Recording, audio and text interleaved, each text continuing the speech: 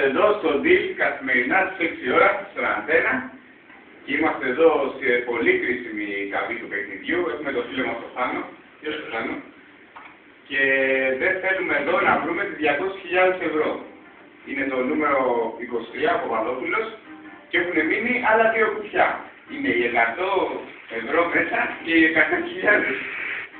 Λοιπόν, και δεν θέλουμε εδώ να βρούμε τις 200.000. Μακάρι.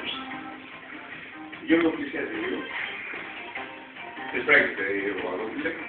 Ο νέος μας παίκτης ο Παπαδόπουλε, σήμερα έρθει στο DIL.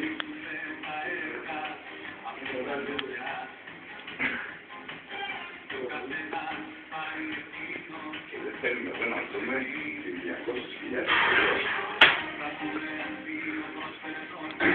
Παπαδόπουλε, άνοιξε το κουτί σου. Έχουμε όμως μια τελευταία προσφορά στον Γραμμετρήτη. Μια τελευταία προσφορά.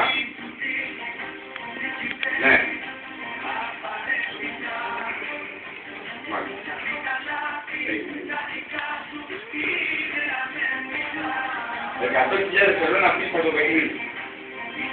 Είναι 200.000 και τα 100 ευρώ. 100.000 ευρώ.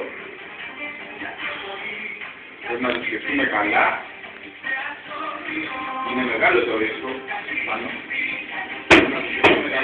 Και παίζει ο Πάνος!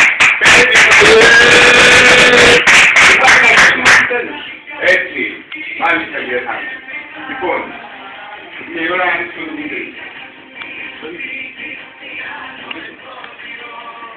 Ο Παπαδόπουλος άνοιξε το κουτί σου.